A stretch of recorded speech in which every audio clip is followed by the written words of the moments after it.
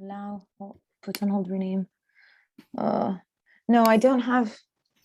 Okay, Oh no, you have permission to record out now, Michael. So Okay, I'm recording now. Okay, we'll fabulous. start the webinar.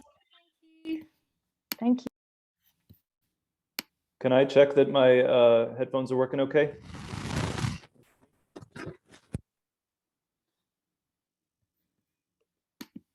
I can hear you, Dan.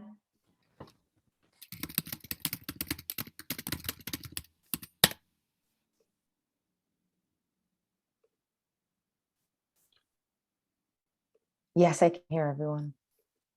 Could we have the slides? Oh, Andrea, maybe you want to switch off your video for the beginning.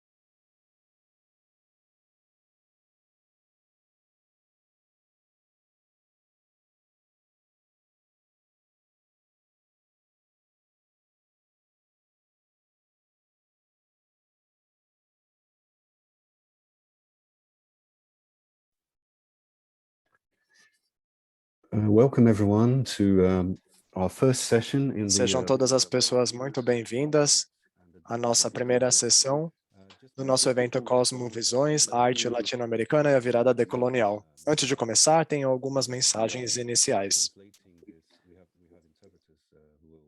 Nós teremos tradução simultânea nessa sessão.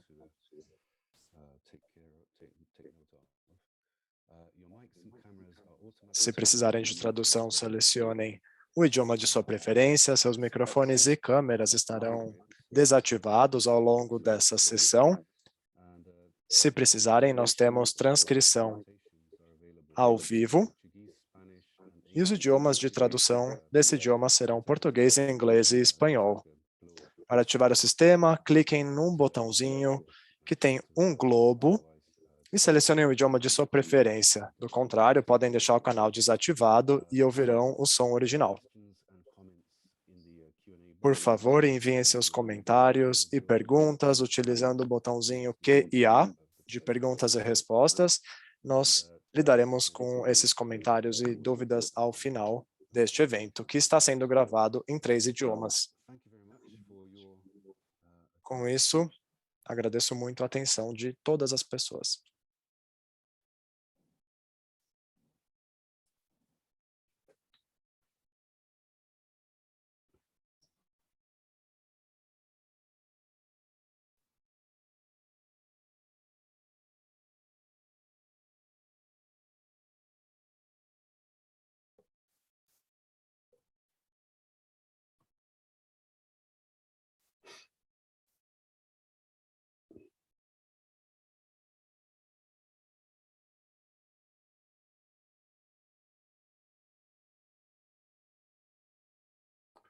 Okay, welcome all to this first panel in Sejam todas e todos muito bem-vindos ao nosso primeiro painel. O painel chamado Margens Encontrantes. É o nosso primeiro painel do evento Cosmovisões, Arte Latino-Americana e a Virada Decolonial. Para começar, quero falar um pouco sobre como apareceu a ideia para esse evento. Depois desses comentários, passaria a palavra para a doutora Sofia Gotti, que falará um pouquinho mais sobre a estrutura da nossa sessão e para fazer a apresentação dos panelistas.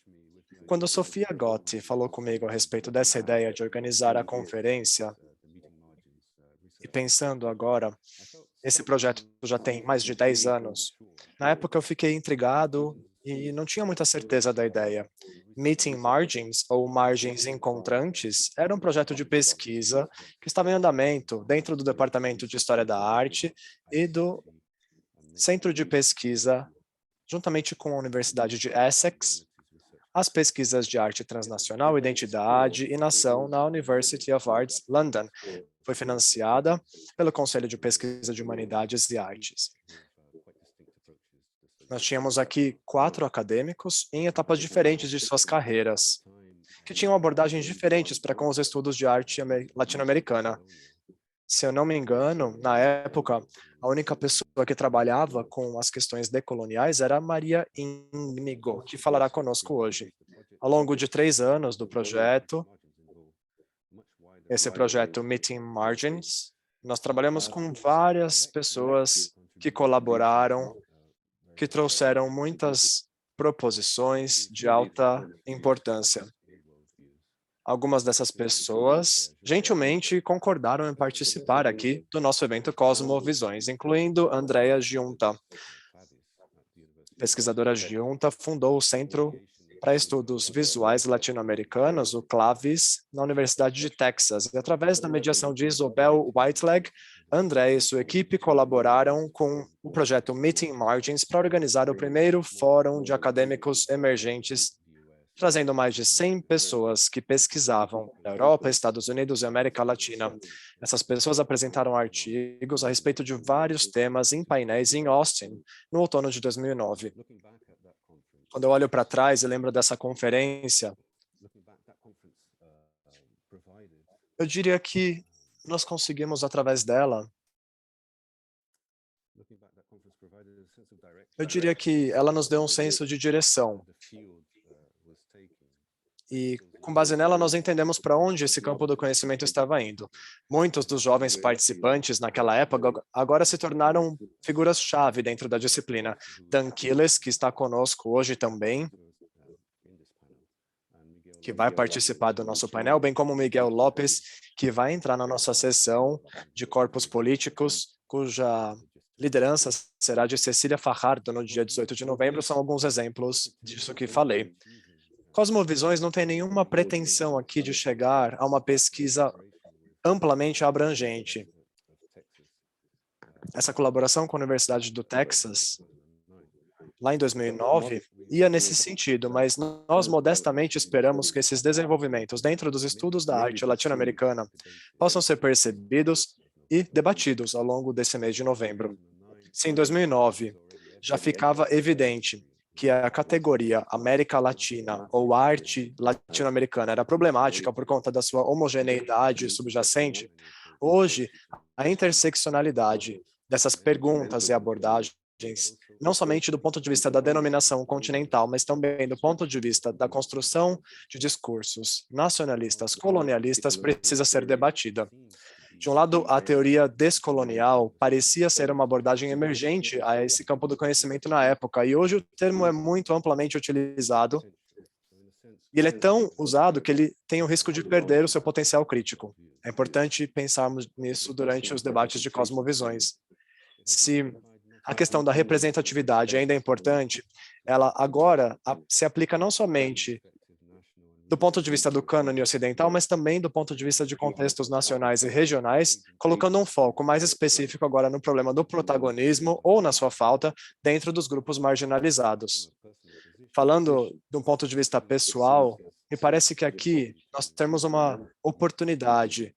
Precisamos nos lembrar que o projeto Meeting Margins, ou Margens Encontrantes, comemora as conquistas do projeto, mas também é uma reflexão sobre o que nos falta. Sem mais delongas, então, agora gostaria de convidar minha colega, com quem eu tenho trabalhado ao longo desse tempo, na organização dessa conferência, doutora Sofia Gotti. Ela continuará essa parte das apresentações e falará um pouquinho mais sobre o nosso projeto e conferência.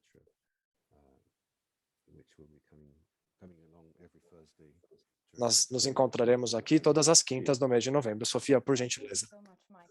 For your introduction and also for agreeing. Muito obrigada, Michael, por sua apresentação. Obrigada pelo convite para participar desse projeto conjuntamente. Agora, para complementar um pouco o que foi dito, eu gostaria de pensar em algumas questões metodológicas. Nós temos aqui um formato experimental na nossa conferência e acho que, por isso, precisamos fazer alguns comentários. A tarefa de organizar uma conferência que falaria sobre a descolonialidade só parecia ser possível com a ajuda de uma equipe de pensadores pessoas que nos ajudassem a tecer essa conexão entre artistas, curadores, acadêmicos. E foi assim que eu e Michael criamos uma lista de 6 nomes, que são os 6 presidentes das nossas sessões, que vão nos ajudar a descentralizar a nossa perspectiva a respeito de 6 temas macro dentro da organização da conferência. Como vocês vão ver, são temas que vão se sobrepor e vão se cruzar. Durante muitas discussões no Zoom, com pessoas no mundo todo, durante horas, durante dias e noites, e durante o chamado por artigos que nós fizemos no verão, nós acabamos percebendo como era importante desestabilizar o formato de conferências acadêmicas aos quais nos acostumamos e tentar explorar ao máximo esses meios digitais que foram impostos a nós por conta da pandemia. Nós nos lembramos da possibilidade de experienciar ou vivenciar a arte, ainda que digitalmente. E hoje, nós somos muito gratas e gratos por ver que muitas pessoas artistas contribuíram com seu trabalho e com suas palavras para essa conferência. Quero agradecer Venuka Evanan, Dora Longo Bahia, Danitza Luna, Guadalupe Marvidia, Bernardo Yarsun, Ventura Profana, Tabita Rezaire, Cecília Vicunha, Brenda Vega, Kira Sonorica. É um orgulho poder falar dessas pessoas. Pensando nas possibilidades de uma conferência digital, nós decidimos também criar sessões ao vivo todas as quintas-feiras ao longo do mês de novembro, para que as pessoas possam entrar e possam também assistir às contribuições pré-gravadas. Essas contribuições estarão disponíveis no nosso site uma semana antes de cada painel. Esperamos que aqui nós possamos ter um espaço para criar ideias entre uma sessão e outra, deixando as questões metodológicas de lado. Então, o título intencionalmente problemático dessa conferência coloca em relação 2 termos. Em primeiro lugar, cosmovisões, e de outro lado, descolonialidade, o que acabam sendo o gatilho desse questionamento que nós queremos fazer durante as nossas reuniões. Cosmovisões é um termo que aparece várias vezes para ser uma referência a posicionamentos ontológicos que invocam modos de imaginação do mundo e de fazer o mundo, quer seja através de conhecimentos ancestrais ou através de perspectivas holísticas de percepção da interconectividade humana. As cosmovisões, então, contêm essas conexões metafísicas, semióticas e conexões vitais que determinam a nossa percepção e a nossa participação no mundo.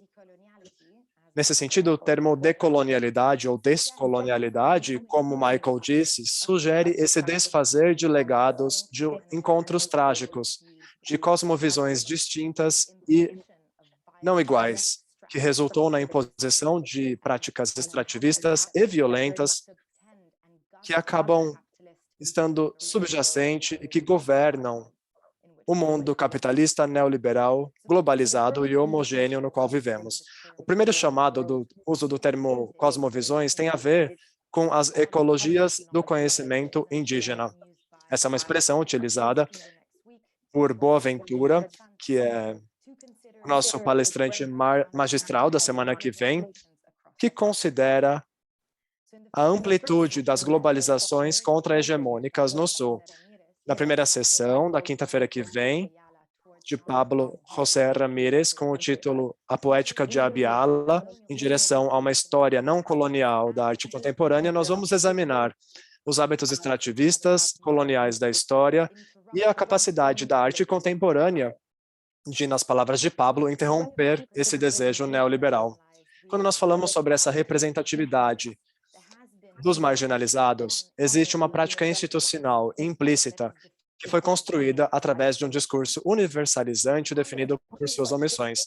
Nesses discursos, um cânone é formado, que, apesar das reconfigurações pelas quais a arte e a cultura agora se fazem entender, geralmente elas acabam vindo à superfície.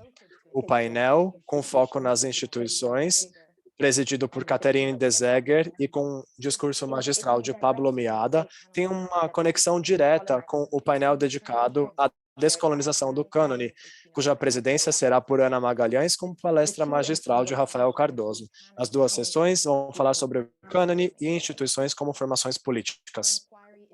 Nossa busca nas cosmovisões vai considerar como o político faz parte dos nossos corpos, a sua relação com outros corpos e a transformação pelas quais os corpos passam quando vivenciam formas de marginalização e opressão.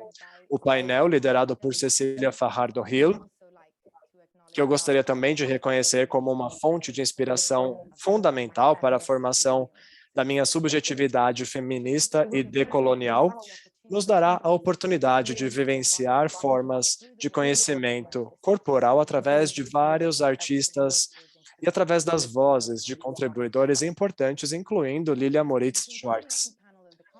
O painel de conclusão da conferência vai entrar em algumas questões importantes. Como é que nós podemos interpretar, expor, escrever e falar sobre cosmovisões definidas pela insurgência, bem como pelo seu antagonismo em direção a um capitalismo racializante global, sem diminuir o seu potencial antagonista?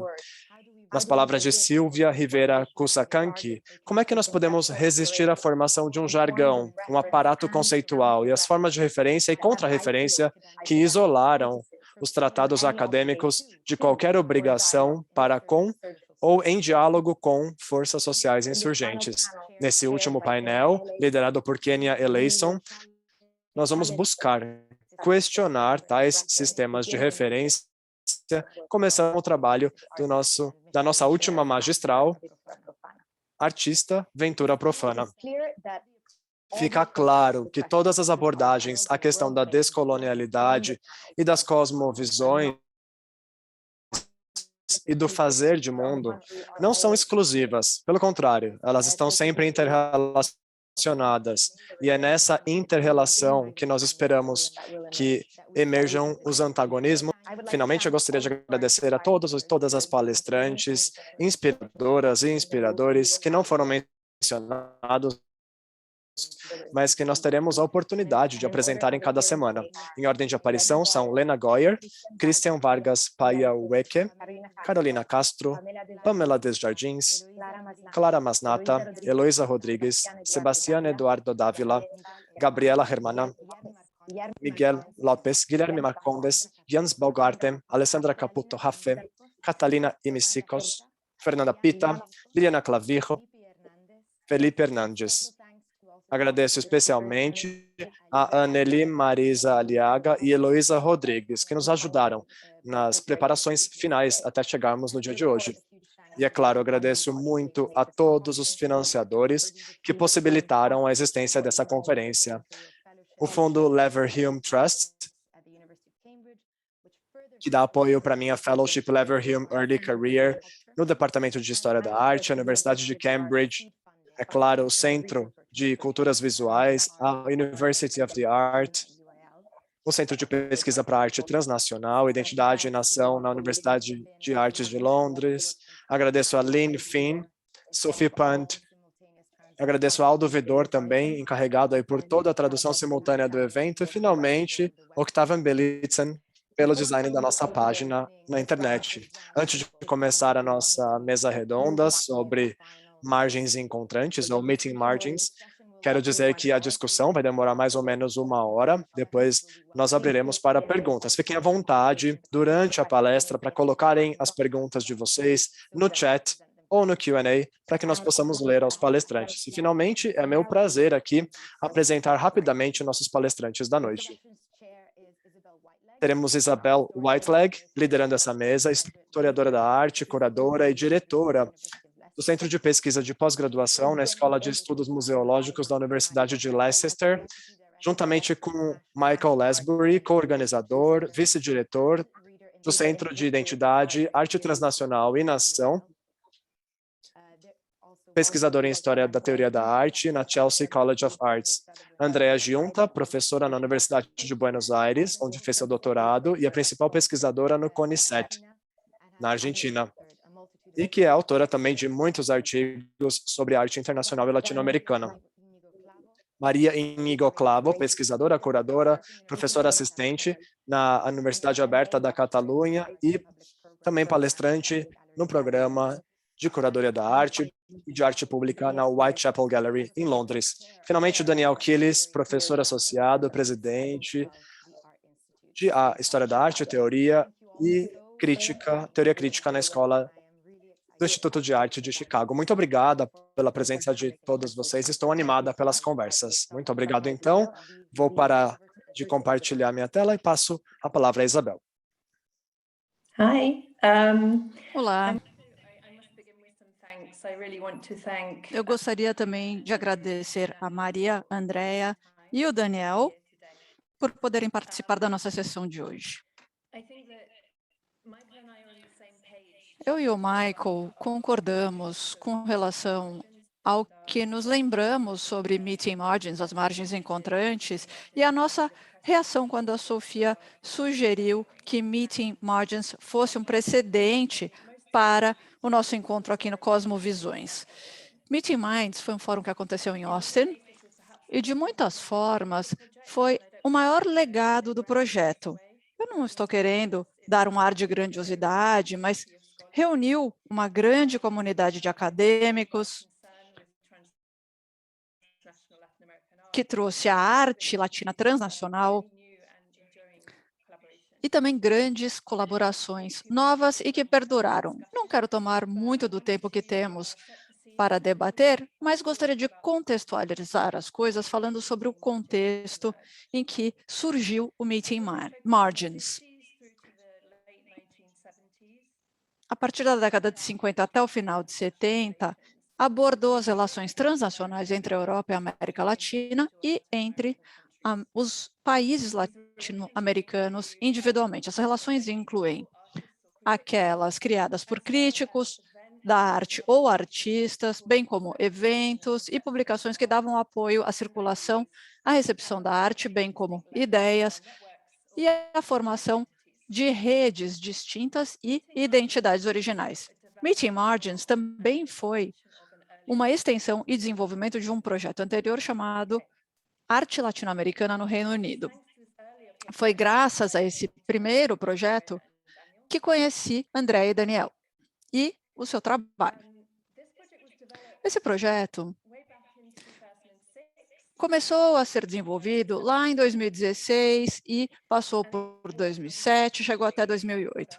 E, sem dúvida, foi produto da minha própria experiência como aluna de inglês e me formei na História da Arte na Universidade de Essex, que foi e ainda é o único departamento de História da Arte a se comprometer com essa área de especialidade. Esse projeto mapeou a recepção e a crítica da arte latino-americana e dos artistas no Reino Unido desde a década de 60 e também lidar com a perspectiva do Reino Unido com relação à arte latino-americana. A ideia era recuperar uma memória mais profunda das relações entre o Reino Unido e a América Latina e entender como o conhecimento do Reino Unido sobre a história da arte latino-americana foi moldada pela experiência de indivíduos e instituições específicos. Em retrospectiva, os primeiros murmúrios do que se tornaria a virada da história da arte latino-americana, o transnacionalismo já era representado em 2004 no TREM, um centro de pesquisa que eu passei a conhecer graças ao Michael. Naquela época, havia pouquíssimas pessoas no Reino Unido fazendo uma pesquisa sobre a arte brasileira do século XX. E aqueles que estavam pesquisando esse assunto entraram em contato e se tornaram polos para a conexão com esse movimento da arte latino-americana. Parte do contexto também foi que, durante a minha pós-graduação na Universidade de Essex, a arte que havia estado confinada a cursos específicos sobre a América Latina começaram a entrar em programas de história e teoria da arte. Isso aconteceu durante essa época em todos os departamentos de história do Reino Unido.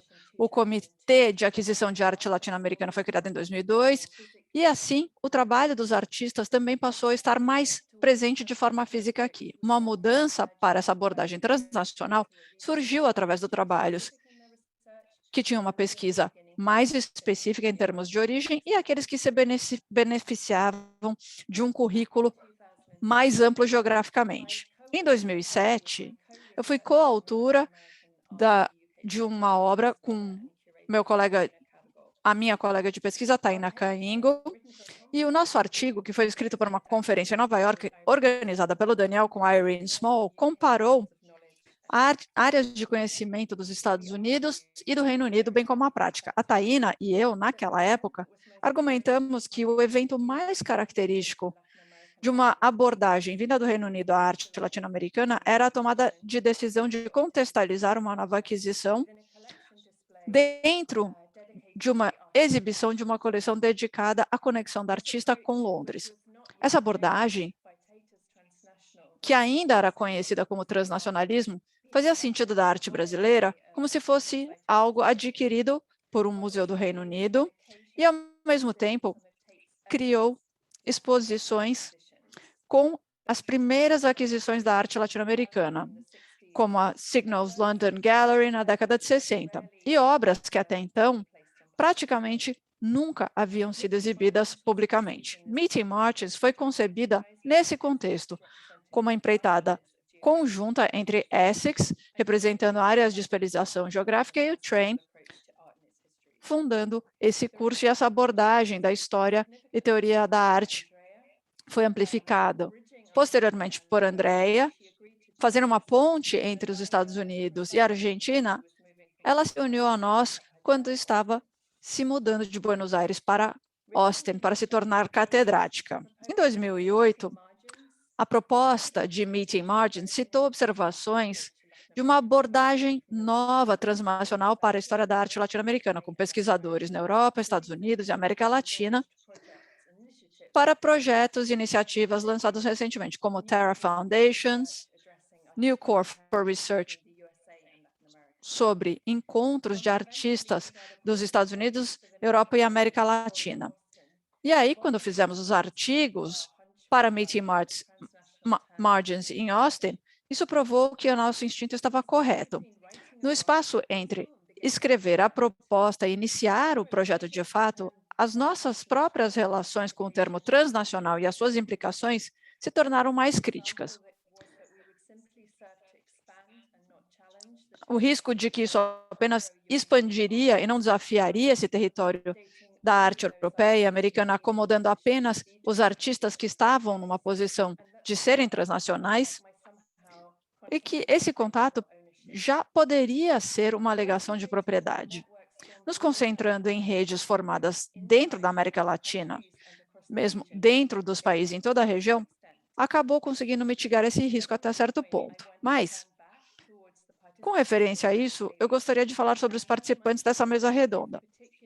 E, como o Michael disse, dar crédito a Maria e o seu papel no Meeting Margins. A Maria foi nomeada Fellow de pesquisa e, antes disso, o seu trabalho já acontecia no território que foi abordado na conferência Cosmos Visões. Dessa forma, ela chegou já com engajamento com a decolonialidade, expandindo o nosso conhecimento, as nossas redes, e nos permitiu iniciar já desafiando as nossas intenções originais. Então, eu gostaria agora de passar a palavra a Maria e te perguntar, Maria, você poderia apresentar a pesquisa que você estava fazendo para o seu PhD antes de entrar para o projeto Meeting Margins?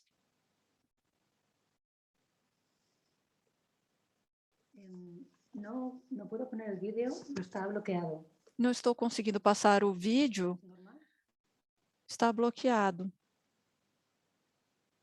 I can hear you. Yes, I can also no, I am not able to connect the video. Eu Also. não estou conseguindo conectar o vídeo. Estava bloqueado. Em primeiro lugar, eu gostaria de agradecer a todos pelo convite e pela organização. Também espero que estejam ouvindo bem a tradução. Se não, me avisem, por favor. A sua pergunta sobre os primeiros anos da minha tese foram dedicados à a arte brasileira da década de 70 e alguns pensadores brasileiros daquela época. E muito parecida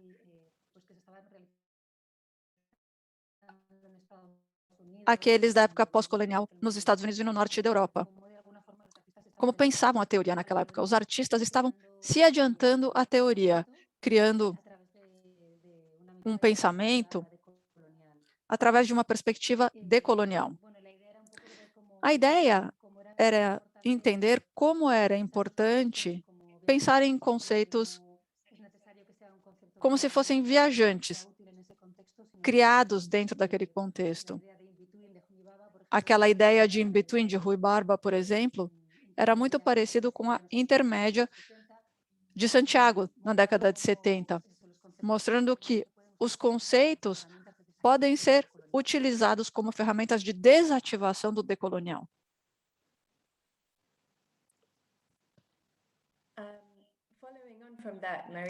Muito bem, Maria. Você poderia explicar como a sua pesquisa anterior moldou ou informou a sua abordagem ao projeto Meeting Margins, quando você começou a trabalhar com ele, as suas intenções, a concepção? Nesse ano, eu publiquei um texto em Certex que pensava nesse momento de Meeting Margins em 2010, 2011, e acho que isso respondia um pouco à sua pergunta. Tinha a ver com o ambiente, com uma ambivalência geral da perspectiva pós-colonial e, por outro lado, a teoria pós-colonial hegemônica, que foi criada nos centros acadêmicos do Norte, que estavam se desinstitucionalizando. E estava mais legitimizada. E no contexto latino-americano, que estava comemorando os bicentenários das independências, e havia muitas atividades de contra-celebração. E nesse contexto havia uma grande desconfiança com relação a essas teorias, porque efetivamente essas teorias pensavam a teoria pós-colonial. O movimento de criar uma teoria pós-colonial e que quase desde os primeiros anos que ela começou a ser gerada, estava sendo repensada. E o contexto latino-americano que ainda não havia absorvido totalmente essas teorias, devido a uma desconfiança e também porque a teoria não era sobre a teoria pós-colonial, mas sim desativar a colonialidade que estava em operação no dia a dia, nos discursos políticos nacionais, nas relações sociais, mas não pensar a própria teoria em si. E nesse texto, falei um pouco também sobre esse momento, que havia vários projetos como o Meeting Margins, que pensavam as redes, a transnacionalidade, e eles também tinham uma relação ambivalente com a ideia do decolonial. Era uma ideia que estava flutuando e havia, ao mesmo tempo, um desejo e um ódio, uma recusa e uma aceitação. E o Meeting Margins foi muito interessante para esse início da teoria pós-colonial. Foi muito importante para tudo que eu fiz depois no Brasil, nos anos que eu vivi lá.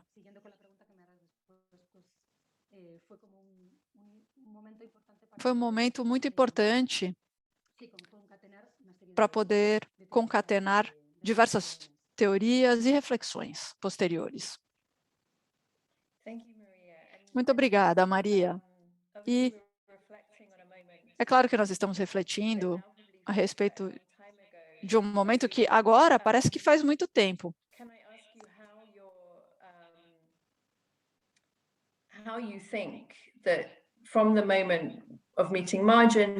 Desde o Meeting Margins, ou até mesmo antes, na sua pesquisa de PhD, como você acha que o campo da arte latino-americana mudou, desde que houve as iniciativas e as redes que você mencionou? O que você vê como sendo característico desse campo? Obrigada. Bem, eu acho que, bom,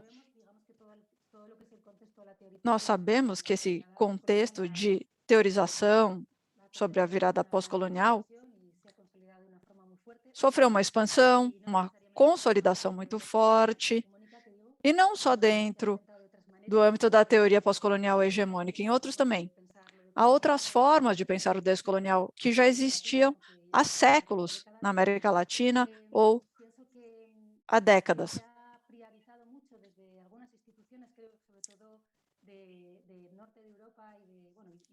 No norte da Europa, na Espanha, nos Estados Unidos, se priorizou muito pensar a partir das teorias identitárias e pós-coloniais, sobretudo na forma de fazer política moderna ocidental.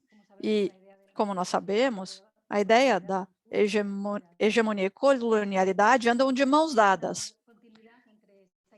É como se houvesse uma continuidade dessa ideia do nacional, do geográfico, de procedência, com essas identidades essencializadas como pós-coloniais. Isso me faz pensar que também são formas coloniais nesse sentido de pensar, essa forma de pensar a política.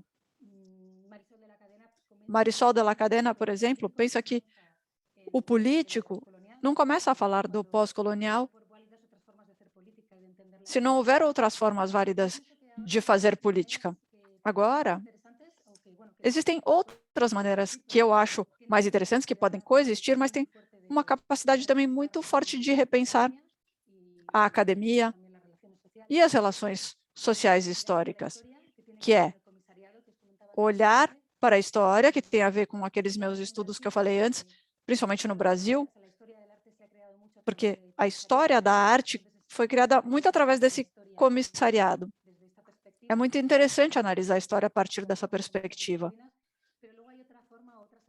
Mas existe uma outra forma que eu acho que é tentar buscar ou tentar responder como conhecemos, como entendemos, como apresentamos as ideias, como pensamos, e assim entender como pensa o Ocidente e que há outras formas de conhecer e que se podem criar diálogos com outras formas de conhecer. Nesse sentido, só para concluir, e pensando que eu estou fazendo os meus comentários em espanhol, eu acho que é muito urgente que as metodologias não vejam como prioridade se protegerem como metodologias disciplinares ocidentais. Por isso é importante, quando pensamos em espanhol ou castelhano, temos que adaptar os nossos trabalhos acadêmicos a formas que não sejam só castelhanas, formas de como se apresentar a ideia ou as frases, tentar atenuar certas formas de escrever. Isso quer dizer que existe uma desvalorização de uma forma de pensar e de apresentar as ideias. Eu acho que nesses fóruns é interessante pensar que não é só pensar o decolonial, mas também criar um ambiente que permita outras formas de pensar e de transmitir as ideias, incluindo o castelhano e outras culturas ocidentais. São formas de pensamento diferente e também é importante que no âmbito acadêmico, além de se proteger como um espaço metodológico, que passemos a falar sobre outras metodologias e outros arcabouços e objetivos. Muito obrigada, Maria.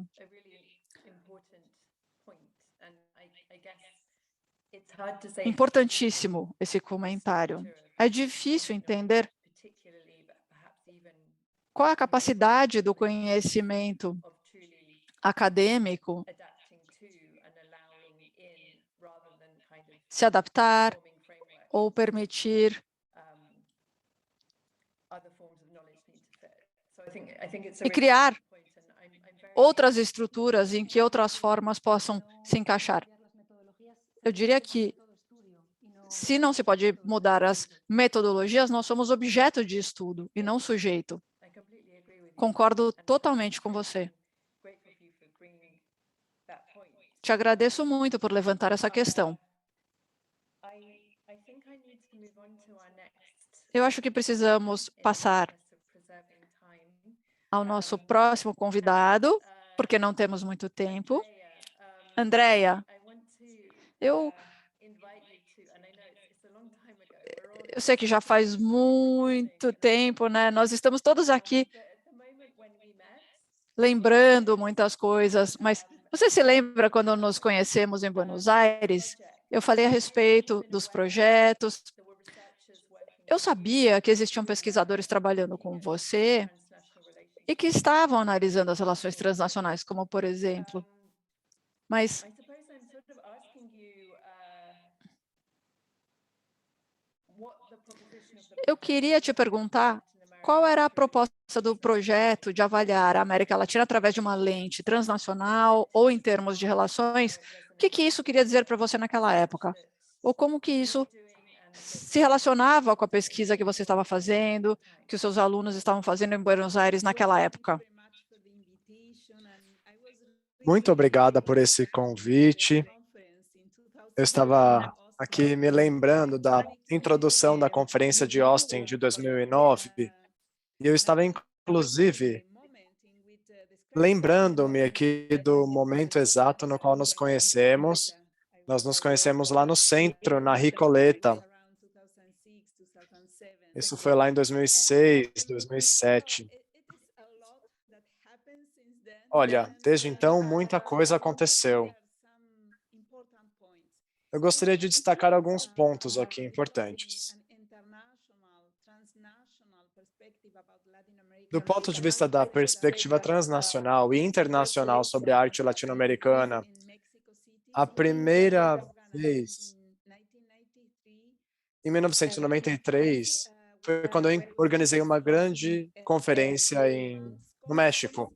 Na verdade, havia vários acadêmicos relevantes que estavam falando com pessoas com menos experiência. Na época, eu era jovem. Dali em diante, eu entendi que tudo que fosse organizado para o futuro deveria considerar essas abordagens transnacionais e tentar cruzar isso com perspectivas nacionalistas. Esse foi o nosso ponto de partida. Eu estava me mudando de Buenos Aires para Austin, portanto, eu não tinha uma residência institucional na época e por isso que eu comecei a fazer parte do comitê de conselho do projeto. Cheguei em Austin e tive a possibilidade de trabalhar com Roberto Terrada. Criamos o Centro de Estudos Visuais da América Latina e a primeira conferência aconteceu naturalmente. Essa foi uma estratégia boa, porque 59 acadêmicos, eu lembro que o Daniel também estava aí, começando sua carreira na época. Enfim, nós tivemos a possibilidade de criar o nosso próprio público. Nem sempre a gente tem aí centenas de pessoas que participam de uma conferência dentro do campus. Geralmente, essa é uma comunidade menor, não é? Os acadêmicos trouxeram acompanhantes. Esse foi mais ou menos o nosso processo, então. Agora, a respeito das linguagens, a respeito dos idiomas, eu quero falar um pouco sobre a colonialidade e queria falar também sobre a questão idiomática nesse sentido. Desde a primeira reunião que nós fizemos, nós queríamos nos posicionar. Todo mundo que estuda arte latino-americana precisa falar ou, pelo menos, entender português, inglês e espanhol. Por quê?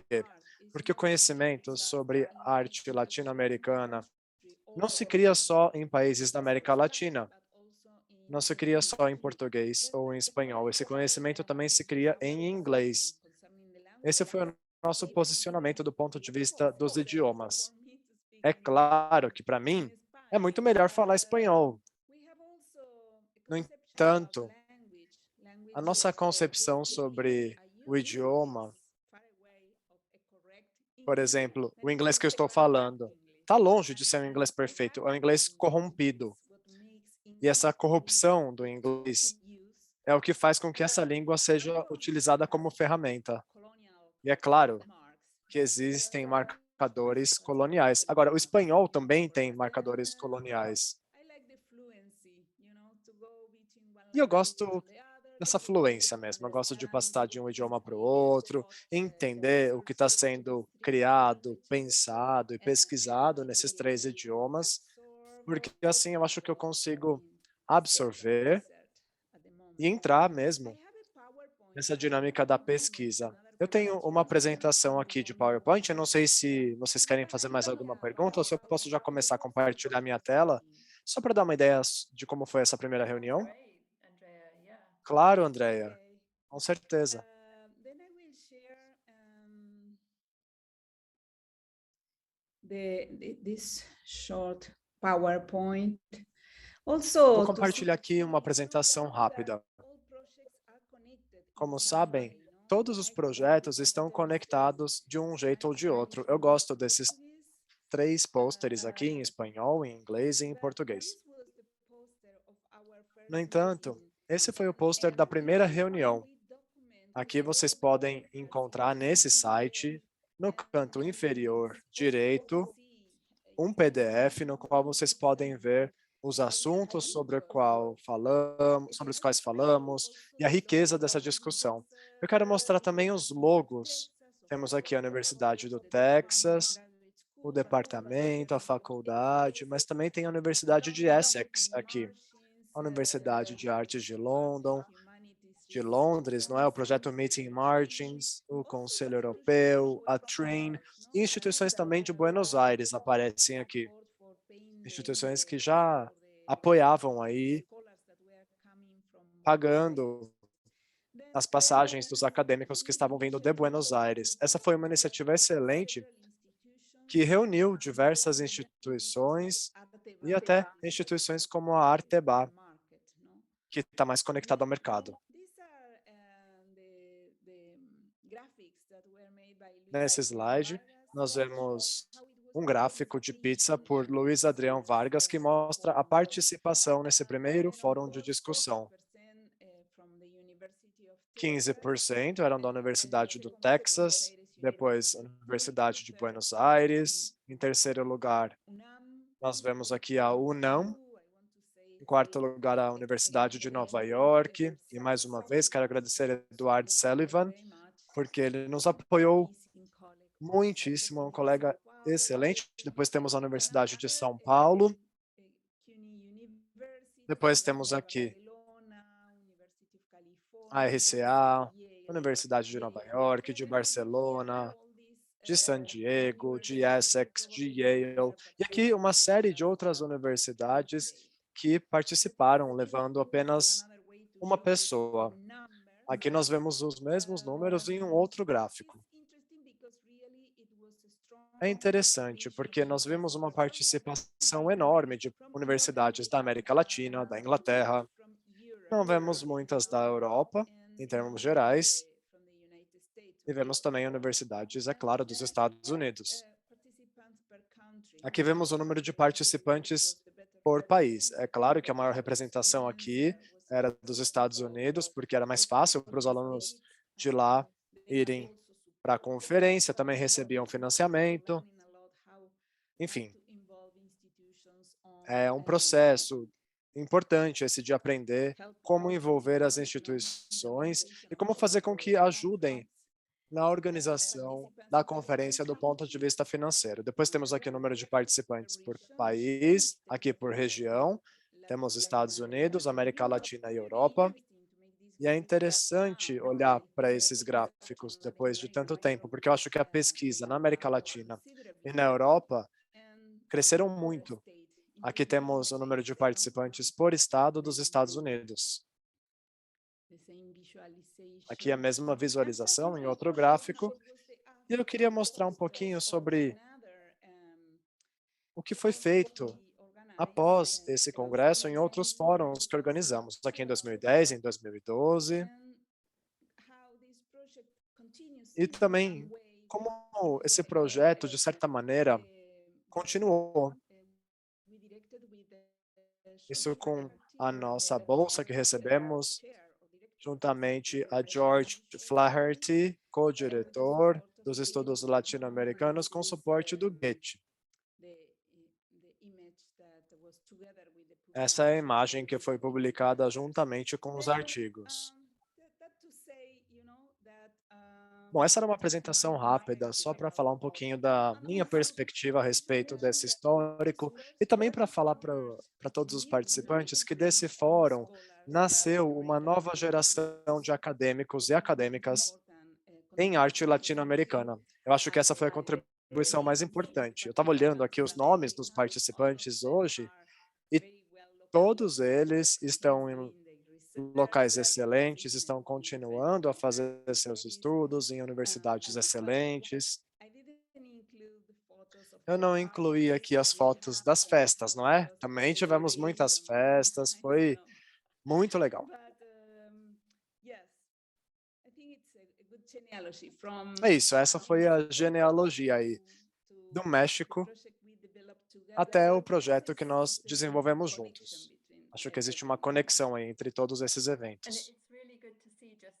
Que bom ver todos os números e estatísticas, porque eu tinha uma ideia de onde as pessoas vinham, mas é muito legal ver exatamente quais são os números reais. Acho que a minha memória está funcionando bem, porque eu lembrava disso. Que bom. I guess that I think it would be good also to kind of come back to the present, Eu Andrea. gostaria de voltar agora ao presente, Andrea. Gostaria de perguntar o seguinte: o que é que você acha que mudou do ponto de vista da pesquisa desde aquele momento inicial? E também queria perguntar o que é que você tem visto entre alunos de graduação aí na cidade de Buenos Aires? Os meus alunos de graduação, bom, antes de eu vir para Austin, trabalhavam do ponto de vista comparativo. Maria Garcia, juntamente com sua tese de doutorado, estudava a perspectiva entre a abstração no Brasil e na Argentina. A Cristina Rossi pesquisava a abstração no Uruguai e na Argentina. Isabel Plantes, na verdade não era minha aluna direta, mas ela participou de vários projetos que eu coordenava. E tínhamos essa visão comparativa de Paris com Buenos Aires. Os estudos comparativos eram bastante frequentes. Atualmente, eu não estou trabalhando com novas gerações de acadêmicos em Buenos Aires. O que eu trabalho hoje, bom, são basicamente projetos comparativos entre países do Oriente e América Latina. Trabalhamos com artes ou histórias da arte paralelas, projetos de conexão de diferentes programas de história da arte, juntamente com o Goethe. Essa é a minha abordagem atual.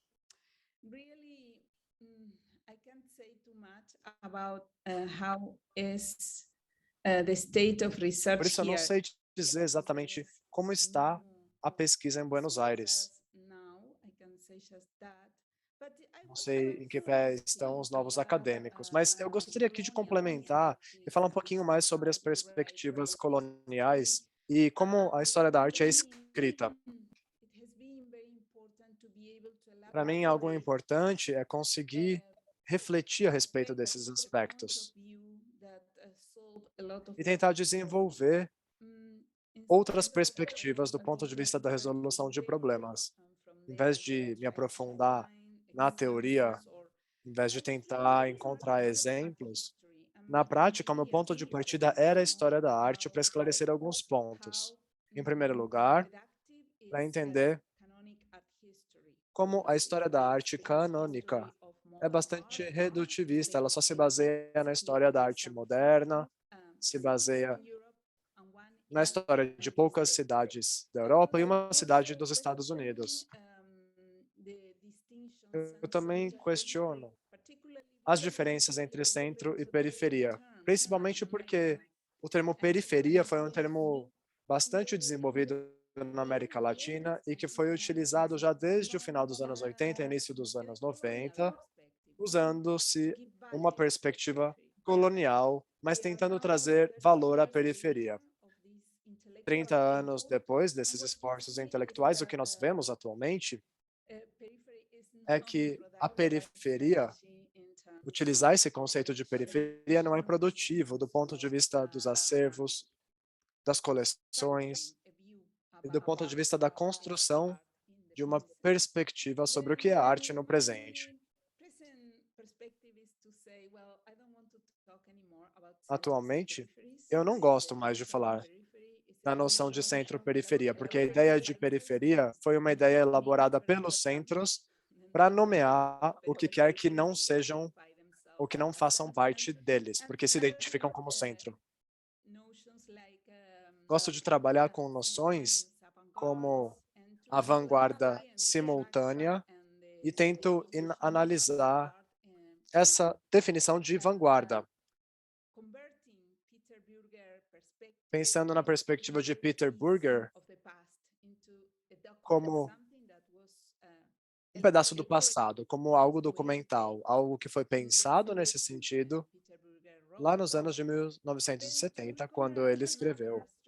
Depois eu gosto de recuperar uma outra noção de vanguarda. E com esse exercício, eu consigo me sentir mais liberta. Eu escrevi um livro que se chama Contra o Cânone, Arte Contemporânea em um Mundo Sem Centro. Com isso, abriram-se algumas possibilidades para mim. Eu penso do ponto de vista da história da arte, de certa maneira, mas penso fora da história da arte com maiúscula. E é mais ou menos nesse lugar em que me encontro hoje. Junto com Cecília Fajardo, trabalhei em uma exposição chamada Mulheres Radicais e desenvolvemos uma perspectiva comparativa entre países da América Latina e eu acho que todos esses conceitos meio que estão entrelaçados aí e conectam esse passado e presente. Obrigada, Andrea. Que bom também que você falou sobre a conexão do programa de História da Arte do Goethe. Eu acho que esse é outro programa também que, de certa maneira, foi utilizado para estabelecer uma conexão da história da arte. Foi utilizado também, talvez, para permitir que algumas ideias, como a que você pesquisa, como a ideia da simultaneidade, sejam desenvolvidas. Algo que nós temos que conceitualizar quando nós pensamos na história da arte fora do cânone.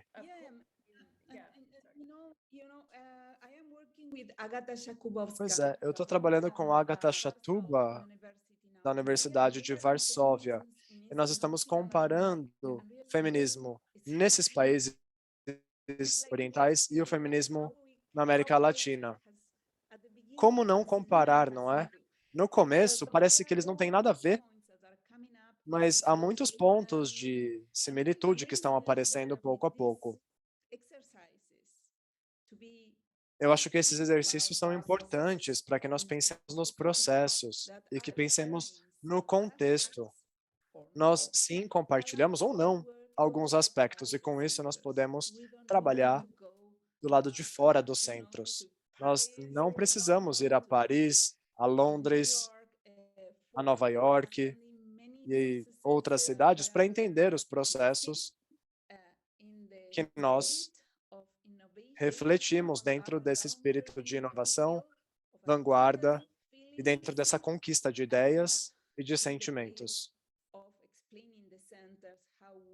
Não precisamos explicar para os centros esse tipo de assunto. Essa mudança de perspectiva nos permite ter uma outra visualização, um ponto de vista alternativo. Para mim, não faz muito tempo, na verdade faz muito tempo, mas as pessoas recentemente começaram a falar a respeito da história da arte como se fosse uma competição, como se tivesse algum país à frente e outro atrás. Muitos esforços foram feitos para que nós pudéssemos levar esse novo conceito, para que as pessoas não precisem ficar pensando em questões como imitação, que são conceitos desatualizados, mas que ainda estão muito presentes do ponto de vista da percepção das pessoas sobre a arte que vem. Isso, pelo menos no setor público, nos museus, ou seja, essa noção de que as coisas acontecem simultaneamente e não porque um está seguindo o outro. Essa era uma ideia muito presente quando eu estava fazendo o meu mestrado, por exemplo. Eu estava dentro de um departamento onde havia uma segregação entre a arte canônica e a arte latino-americana. Eu acho que eu preciso passar, então, agora. Eu só queria complementar e dizer que nós precisamos revisitar as palavras que os artistas utilizavam quando propunham o que propuseram. Os glossários, o vocabulário, essas palavras e termos canônicos acabaram sendo bastante importantes. Essa também é uma estratégia que temos que considerar. Concordo. Agora vamos passar para o Daniel. Daniel, também vou te forçar a olhar lá para o passado.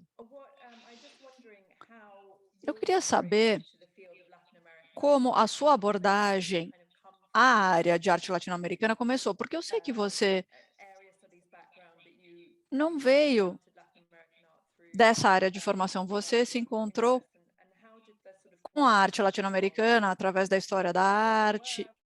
E como que aconteceu essa intersecção, onde você estava, e como se interessou pela arte especificamente da Argentina naquela época? Como que isso informou a forma como você pensava em termos metodológicos sobre a sua pesquisa de história da arte naquela época?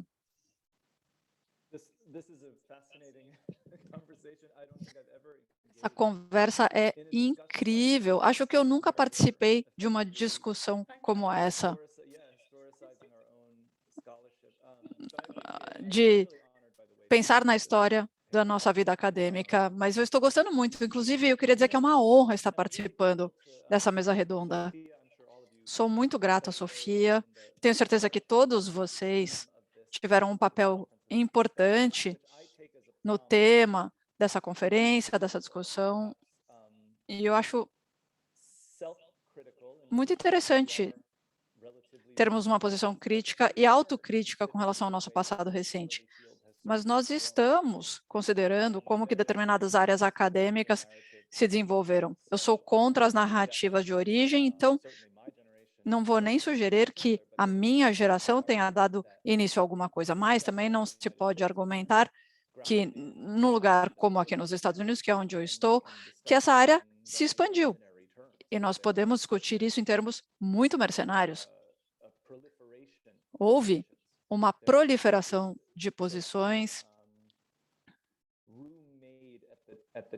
abriu-se um espaço à mesa, que eu acho que a Maria falou muito bem sobre isso. E uma das questões que você está levantando, Isabel, é como as coisas mudaram, como podemos refletir sobre isso. Eu me sinto muito ambivalente com relação à posição que eu e meus colegas tínhamos nos anos 2000, que era muito cômoda, que nós estávamos por trás daquelas pessoas que haviam sido negligenciadas, cujas histórias haviam sido negligenciadas, que precisavam de mais atenção, que nós estávamos defendendo os fracos e oprimidos. Isso estava subjacente ao trabalho que fizemos, às nossas perspectivas, e eu espero que tanto à época quanto agora nós tenhamos tomado isso como uma responsabilidade, mas isso também quer dizer que precisamos repensar as estruturas institucionais que nos apoiaram e considerá-las de forma geopolítica e geográfica, porque eu acho que, além das críticas que a Maria levantou, que são muito importantes sobre as ideias, métodos intelectuais, também precisamos considerar como esses eventos aconteceram, onde surgiram os empregos. Basta olhar, por exemplo, para o fuso horário Pacific Standard Time. E aquela exposição, Mulheres Radicais, Radical Women, tinham pouquíssimas mulheres da América Latina. Se você pensar na escala do que essas instituições podem organizar e fazer acontecer, inevitavelmente, isso não tira o valor acadêmico dessas intervenções, mas nós estamos falando de uma reflexão de desequilíbrio de poder que já existia no hemisfério ou entre as regiões. Também são dinâmicas transnacionais. Então, eu queria apenas levantar essas questões. Eu vou mostrar alguns slides. Eu não consigo pensar sem mostrar algumas imagens. Faz parte da minha profissão, eu acho. Aqui eu estava lendo o terceiro texto da Maria, mas tem algumas questões muito interessantes aqui. Mas já que você me pediu que fizesse isso, aqui temos o título, sem edição, que eu e a Irene concebemos em 2008. A minha posição era bastante desconfortável, eu tentei criar uma virtude, eu me interessava por publicações de arte nos Estados Unidos, na Europa, e me interessava pelas dinâmicas da comunicação, uso, reprodução das mídias de massa, tinha muito interesse nisso no contexto de Buenos Aires. Eu nunca vi uma grande mudança de orientação. Eu sabia que provavelmente alguns desses materiais tinham recebido menos atenção, mas para mim isso era contíguo aos meus interesses, como os artistas podem criticar as mídias de massa, como podem transmitir mensagens para públicos mais amplos, públicos mais restritos de artistas.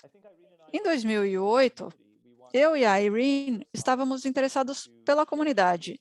Nós criamos um outro grupo de acadêmicos para compartilhar ideias. Isso, naquela época medieval, em que viajávamos, íamos todos para o mesmo lugar. Eu não quero ser nostálgico aqui, mas os encontros em Austin foram importantíssimos devido à apresentação de artigos acadêmicos formais, mas não só isso. Amizades foram formadas, trocas de ideias aconteceram de forma informal. A sensação era que nós estávamos participando de workshops de 24 horas por dia durante vários dias seguidos. E é muito importante saber que isso levou a amizades, a relações que perduraram por muito tempo depois. Então, é muito difícil estimar o valor de tudo isso. Foi uma pequena conferência de pós-graduação, mas eu acho isso interessante. Havia, eu não sei se há acadêmicos mais jovens aqui, mas essa é a forma de começar. Começar com seus pares e, ao longo do tempo, cria-se uma voz compartilhada. A própria estrutura dessa conferência, para a gente, foi importante utilizar a linguagem de avant-garde. E a Andrea mencionou sobre isso. Nós tínhamos até uma determinada ansiedade com relação ao material em que estávamos trabalhando naquela época, como contextualizar todo aquele material em relação a outras histórias da arte, acadêmicos que admirávamos e com quem queríamos criar diálogos. E não estavam limitados a exemplos da América Latina. Então, eu disse como a Andrea também mencionou. Os nossos interesses já incluíam esse hábito de fazer comparações. Tanto agora quanto naquela época, eu acredito que devemos discutir muito como as hierarquias se manifestam quando fazemos comparações. Gostaria de mostrar uma imagem que significou muito para mim, para a Irene também, pensando em como pode ser uma conferência. Acho que nós fantasiamos um pouquinho, como a Andrea falou, qual era a perspectiva da arte naquela época? Para nós, na década de 60, 70, quais eram os termos que eles usavam, como que eles pensavam em conceitos como a troca transnacional, o intercâmbio transnacional.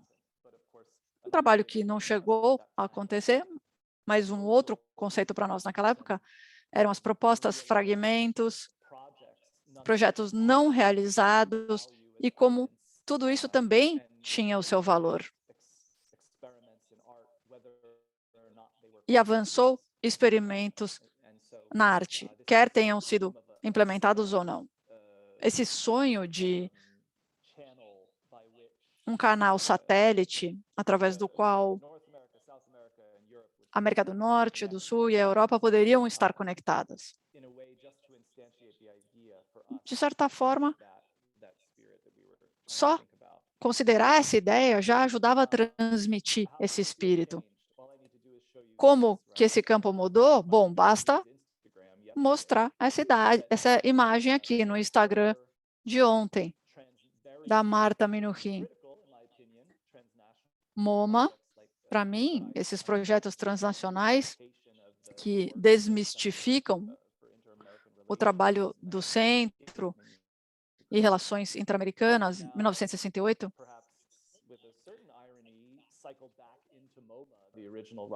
agora, ironicamente, isso fez todo o ciclo e voltou ao MoMA, uma grande instituição norte-americana, sem dúvida,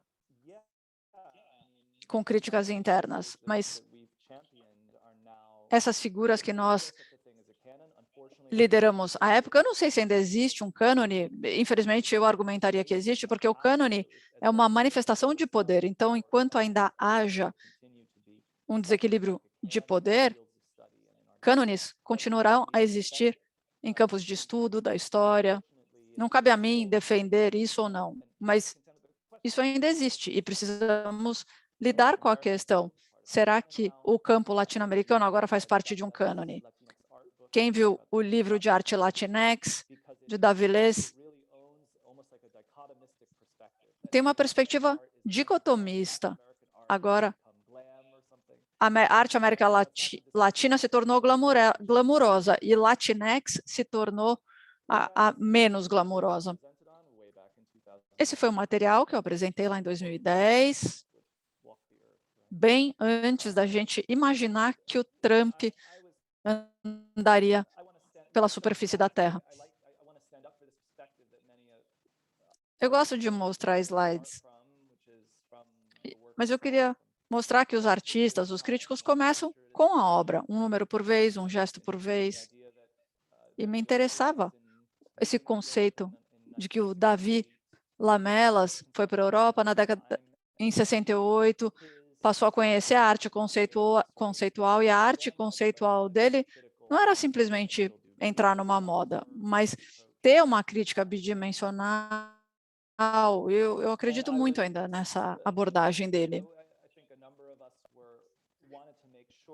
E eu acho que vários de nós queriam ter certeza que, ao pensar na troca transnacional, que considerássemos que os próprios aparatos, os dispositivos de mídia que facilitavam o cruzamento de fronteira de alguns dispositivos, a circulação. Depois, eu fiquei entregado como alguns desses artistas, como Lamelas, fizeram entrevistas que pareciam entrevistas que passavam na televisão.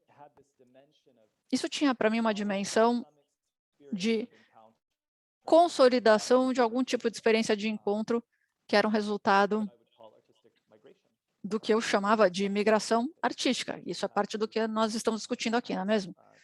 As pessoas precisam sair de casa, viajar pelo mundo, chegar a outros centros de produção.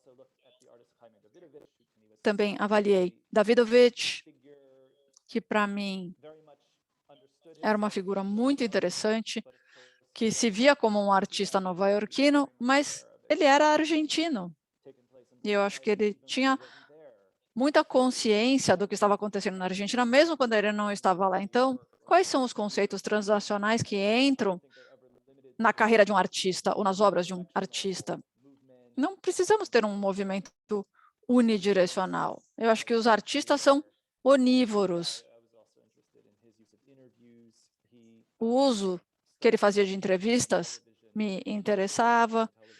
Ele criou a sua própria rede de televisão, ele tinha um alter ego que entrevistava as pessoas. Algumas pessoas eram figuras importantes no mundo da arte, outras trabalhavam em diversos níveis dos museus. Enfim, só algumas reflexões. Esse é um projeto que eu organizei há alguns anos, a Andrea participou, eu sou muito grato pela participação dela, e certamente não foi minha ideia. Entre os projetos que merecem atenção nesse encontro, tenho certeza que eles vão ser mencionados, é o Reconceptualismos del Sur, que inspirou o tema dessa conferência. Foi o que aconteceu se a Bienal de Havana cortasse o norte. Eu gostaria de ouvir a opinião de outros, mas com esse evento, parecia fazer sentido não nos limitarmos a trocas latino-americanas ou latinex. Então, expandimos o nosso olhar para o resto do mundo. Esse é um projeto mais amplo. Eu acho que a Isabel também ia me perguntar sobre esse projeto. A Elisa Diego, que está na Universidade de Amsterdã, e eu organizamos isso no verão passado. Elise Mazadiego. Estávamos pensando de uma forma crítica sobre o transnacionalismo e tentar substituí-los por outros modelos. Não sei até onde chegamos, mas nós montamos um grupo de trabalho sobre Amsterdã na década de 70, que inclui alguns artistas latino-americanos também, nesse grupo internacional. Raul Marroquim é de nosso interesse e está associado a um centro que tem arte performática, vídeos. Eu me interesso muito por essa publicação dele, se chamava Fandangos, ele mudou para Vandangos. E o objetivo dessas publicações, que é essa revista, é a rede. E Cecília Vicunha apareceu, as letras do nome do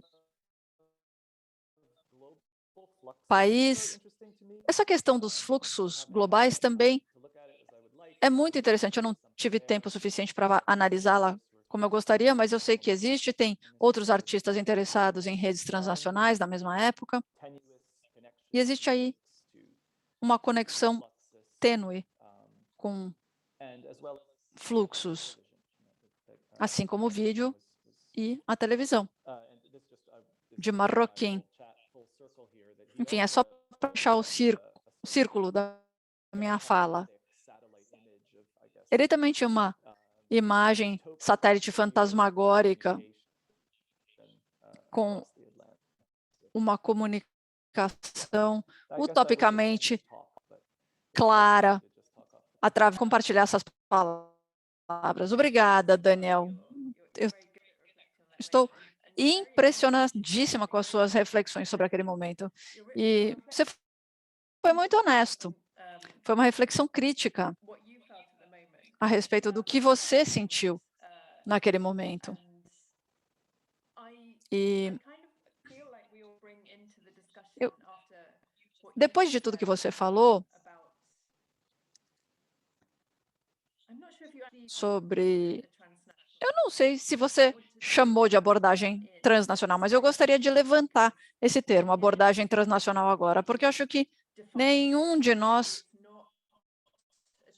definiu isso. Talvez não seja um termo que indique uma metodologia ou uma orientação metodológica específica. Talvez não seja um termo que todos nós continuaremos a utilizar de forma explícita, mas eu fiquei muito interessada no trabalho que você fez com a Escola de Análise Cultural em Amsterdã. E, se, com base nisso, e das pessoas que fizeram palestras nesse evento, se houve algum tipo de revisão ou reposicionamento conceitual desse termo. A questão espacial era muito importante, né? A questão de territórios de territorialização. O que você acha desse termo agora? Você se identifica com esse termo? Existem outras formas de redefini-lo de forma crítica?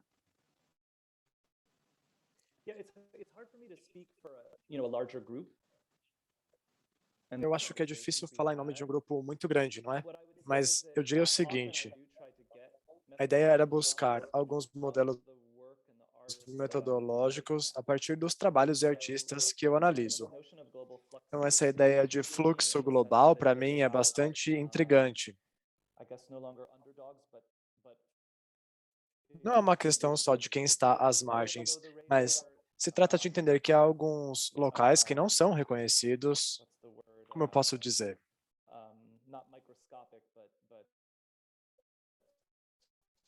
Molecular interventions,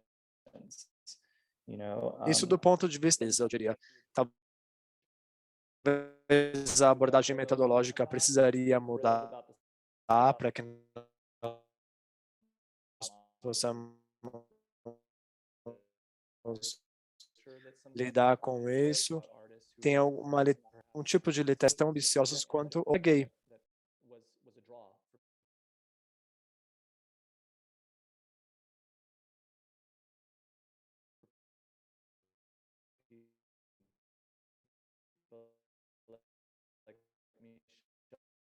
Que atraía Michel Cardila, ou Luiz Cardillon, por exemplo. Essas pessoas menos limitante. Talvez metodologicamente nós também precisamos pensar nisso, específico para se estabelecerem, não é?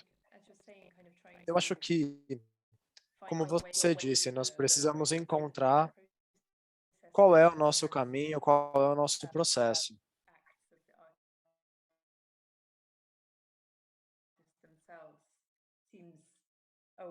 E perto do contexto. Muitas vezes, essa ideia do micro é utilizada de uma maneira que não reflete as metodologias que nós utilizamos. Isso tem a ver com o que a Maria falou. Não dá para lidar com esse conceito do micro se você não está em um espaço micro, se você não está ou faz parte da produção de conhecimento micro. A formulação original é uma formulação bastante produtiva. É um modelo produtivo, eu diria. O problema é como nós lidamos com essas ferramentas e o que fazemos com elas. Eu tenho um doutorando que utiliza esse conceito lindamente. E eu aprendo muito com ele. Bom, passo agora para o Michael, então. Michael, se a gente está utilizando o termo transnacional, a gente vai culpar você, tá bom? A responsabilidade é sua. Pensando aqui um pouquinho agora no seu relacionamento, na sua relação com esse conceito. Primeiro, foi algo que veio da sua pesquisa ou foi algo que, por conta do train, por conta dessa produção coletiva, ele emergiu dentro de estudos transnacionais e identidade de gênero? Quando eu comecei meu doutorado, lá nos anos de 1990, eu estudava Hélio Oiticica, modernismo brasileiro. Não existia a Train e não existia a University of the Arts. Havia seminários incríveis no Royal College em Middlesex. E havia muitas questões e debates que foram aí utilizados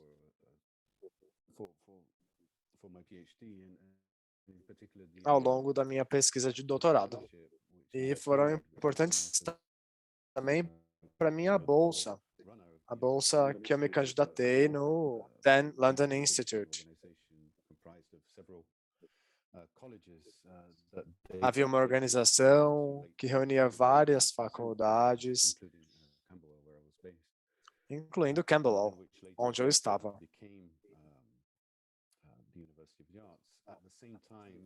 Isso se tornou depois a University of the Arts no futuro. Isso é claro que impactou a fundação do Train em 2004. Então, o Train tinha a ver com essa transformação do London Institute em faculdade. Professora Mariana Batley, minha orientadora, e Sr. Watanabe eram diretores de pesquisa na época, lá na Camboya College of Arts, em Chelsea. Eles foram pioneiros dentro da cultura de pesquisa e formação nesse conglomerado de faculdades de arte. Se interessavam muito nessas colaborações entre diversos institutos e faculdades.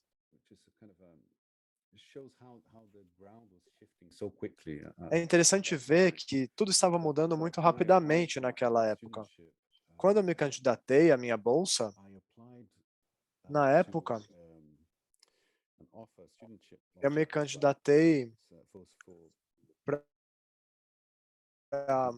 uma bolsa de doutorandos ou candidatos ao doutorado que estivessem analisando a modernidade e o Império Britânico. O fato de eles terem escolhido uma pessoa que estava estudando um artista brasileiro de meados do século XX, isso foi algo que, de fato, força um pouco essa relação com o Império Britânico. Dá para achar um jeito, mas enfim, só para falar um pouco sobre como a coisa estava mudando muito rapidamente. Quando eu finalizei o meu PhD, meu doutorado foi criada. Na época, havia uma parceria que havia sido estabelecida com outro projeto de pesquisa na Universidade de Sussex, que se chamava Modernidade, Identidade, México, Índia e Japão. Bom, a gente está mostrando aqui como esses projetos de pesquisa muitas vezes estão interrelacionados. Eles ajudam a criar uma espécie de campo do conhecimento. A Train apareceu, então, a partir desse interesse na modernidade, a partir desses remanescentes da arte transnacional, identidade, e algo que continua até hoje. Na época, o termo em si, o conceito de transnacional, foi um conceito que foi escolhido. Eu não me lembro exatamente quem foi que cunhou esse termo, mas nos parece que ele traz um meio não hierárquico para discutir relações cross-culturais e transculturações, para utilizar o conceito de Fernando Ortiz. Eu, como um sujeito transcultural, conseguia identificar uma consciência dupla, um sentido de nunca, ou uma sensação de nunca estar em casa, ou de sempre estar fora do lugar, ou de sempre estar em transição. Isso parece poder ser aplicado ao modo como o Brasil era abordado.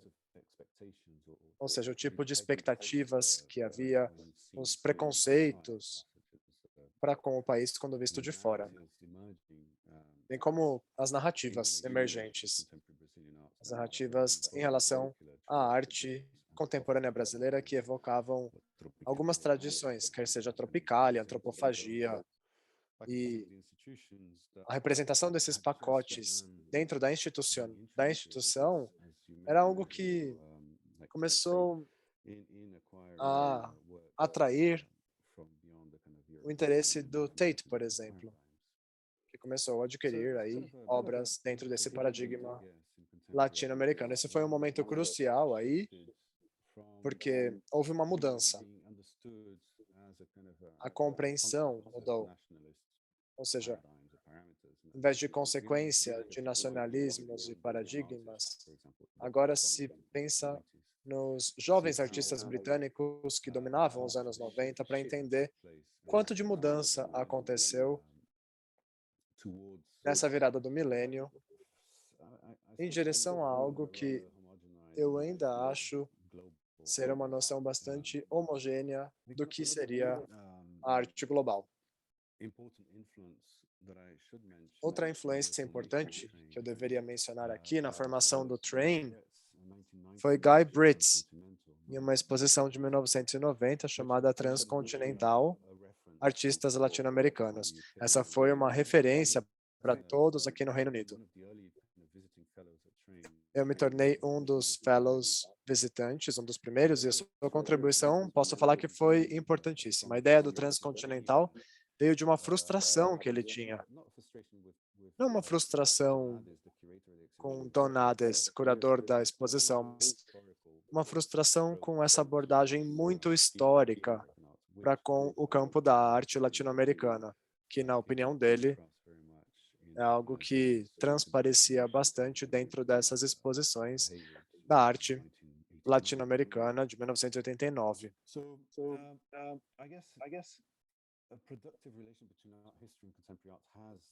Essa relação produtiva entre a história da arte e a arte contemporânea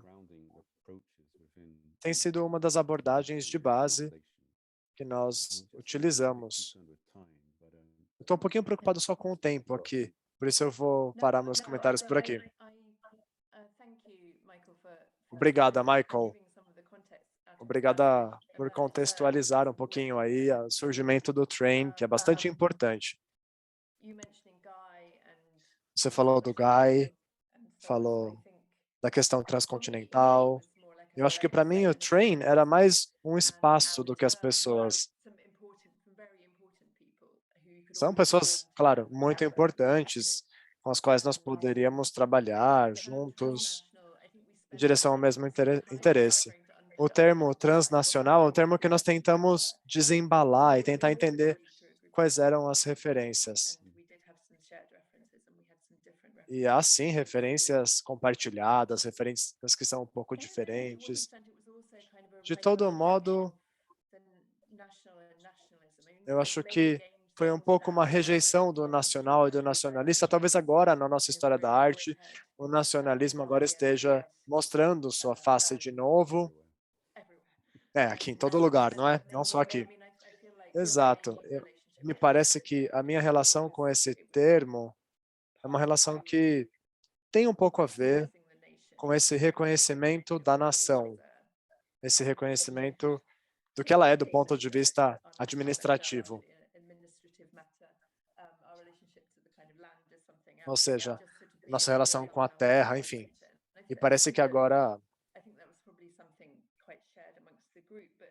Esse, na verdade, foi um conceito que o grupo mencionou bastante. Como você falou, meeting margins, as margens encontrantes, havia interesses de pessoas diferentes que aí se convergiam.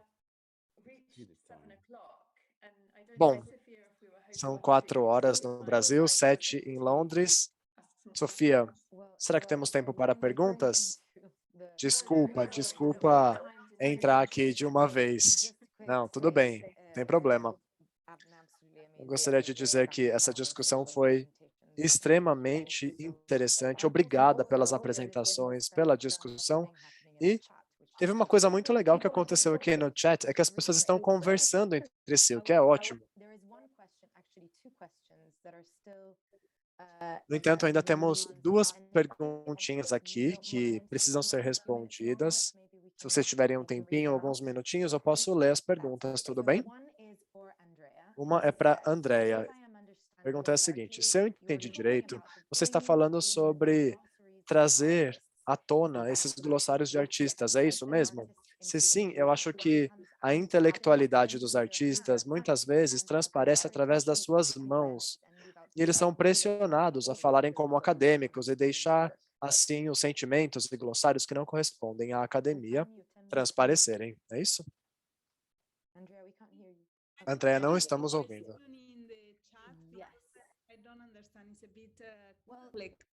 Pode copiar essa pergunta no chat, eu não entendi direito. Bom, a pergunta é, quando você fala sobre glossários... entendi. Será que usar esses glossários não tem um risco envolvido? Será que a gente não pode esquecer dos corpos e dos sentimentos ao falar de glossários? Não, com certeza não. Eu tenho um exemplo a respeito disso. Quando Agustín Pérez Rubio criou o Museu de Arte Latino-Americana, nós não colocamos no nosso glossário nenhuma palavra que tivesse a ver com a América do Norte e com esses estilos norte-americanos. Nós não utilizamos surrealismo, cubismo, nem conceitualismo. Nós utilizamos várias outras palavras que estão muito conectadas com a arte latino-americana. Por exemplo, ativismo. Isso não é um estilo. Depois, é claro, palavras conectadas com afeto, com corpos, podem sim fazer parte desse glossário. Esse é um exercício excelente de ser feito, porque nos traz muita liberdade, mas ao mesmo tempo, nós precisamos conseguir visualizar claramente se esse termo é relevante ou não. Por exemplo, para a arte argentina, o peronismo faz parte do glossário, porque ele tem um impacto na arte. Os termos podem vir da política, do afeto, podem vir dos corpos. É um exercício de sensibilidade. Nós precisamos conseguir capturar esses glossários. E nada é fixo. Dá para amplificar, ampliar, modificar. É um jeito que nós podemos criar de conseguir navegar entre essas palavras que não são muito comuns dentro das histórias da arte canônica. Temos uma pergunta aqui nesse sentido também. A pergunta anterior foi de Dionea Watt. A segunda é uma pergunta sobre a vanguarda simultânea. Quando é que isso começou? Acho que todos podem falar um pouquinho sobre isso, sobre o uso desses termos.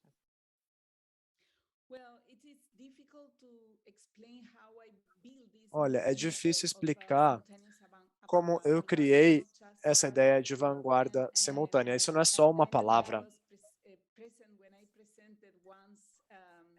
O Dani estava presente quando eu falei sobre essa análise, sobre esse modelo, sobre essa proposta em Paris.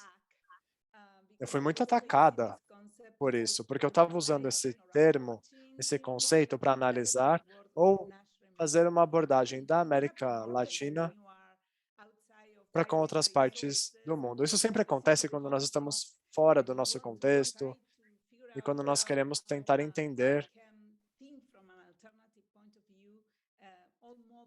quais são as perspectivas e que tipo de modelos podem ser utilizados para essas específicas pesquisas. Então, foi algo muito debatido, mas mesmo assim, eu acho que isso foi um exercício interessante.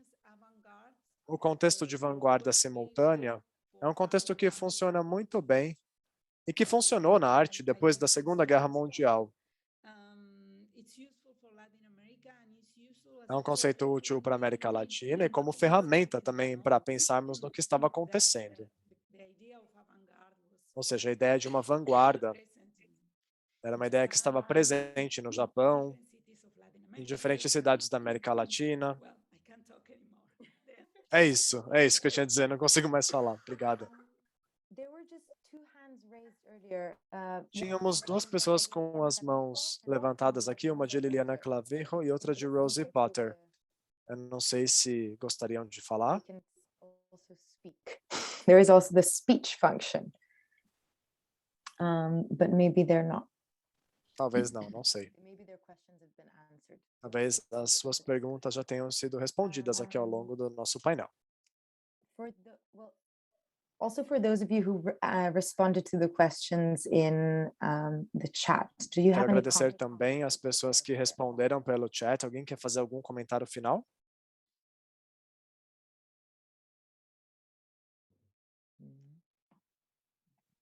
Okay. Well, in that case, I'm very also glad that Muito these bem. Eu estou muito feliz também de ver que as pessoas contribuíram pelo chat e que nós poderemos salvar esse chat depois para recuperar esse debate. Mais uma vez, então, muito obrigada a todas as pessoas. Obrigada pela presença. Obrigada por me fazer reviver esse momento que eu pude vivenciar. Foi excelente. Estou muito feliz também porque nós conseguimos falar sobre tudo que nós gostaríamos de falar e são coisas que inclusive eu falo em minhas aulas. Que bom ver que esses temas estão ainda vivos. Que bom ver Michael, Dani, Isabel, Maria. Nossa, que bom, uma viagem mental aqui. Yeah, it's great to have this reason to see your faces. Que bom conseguir ver o rostinho de vocês por aqui. Não dá para ver o corpo, né? Mas dá para ver o rosto. I'm only shoulders up. Exatamente. Só dá para ver do ombro para cima, né? Yeah, I think we are. But yeah, I mean, we just need to end, don't we? Or leave. Pessoal, acho que nós temos que finalizar, não é? Então, muito obrigado pela presença. Mais de 100 pessoas participaram. Espero que vocês estejam conosco na quinta-feira que vem, na mesma hora. Os horários aqui estão errados nos slides, tá bom, pessoal? A gente vai arrumar. Keep you here till 8 p.m. Seria incrível ficar aqui até às 8 da noite, não é? Diz a Sofia. Obrigado, pessoal. Até a próxima. Obrigado. Bye.